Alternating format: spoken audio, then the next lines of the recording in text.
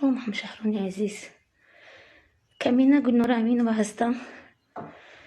روز نهم است که در بیمارخانه رقم 2 شهر خوجند در شعبه گینکولوژی بستری هستم.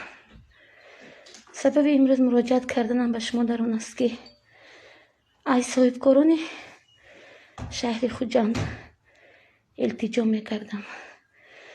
برادران، خواهران عزیز، حالا سلامتی ما و طبیبان عزیز ما در دست شماست.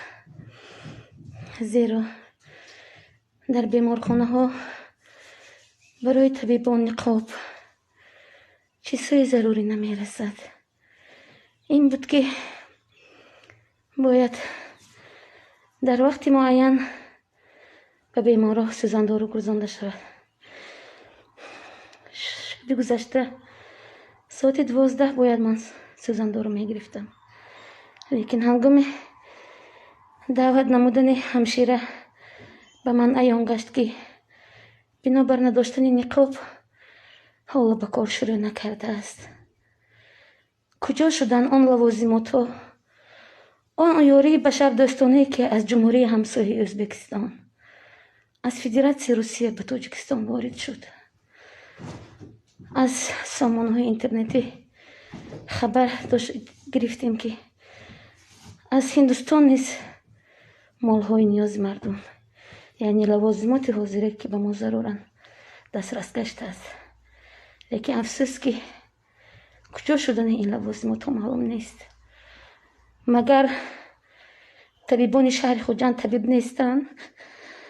مگر آنها اولی خود را ندارند؟ شاید سبب در آن بود که در وقتش نگذراندن سوزندارها سبب شده است که حرارت بدن بیماران گاه پس می شود گاه بلند.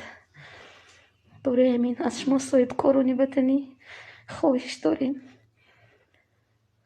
به طبیبان شهر خوجند، به بیمارخانه های شهر خوجند دست یاری مدد کنید و به شمایان البته در ماه شریف رمضان آن نیکی هایی که شما امروز کرده ایستاده اید از جانب خداوند برگردانده می شود. با رحمتتون تشکر.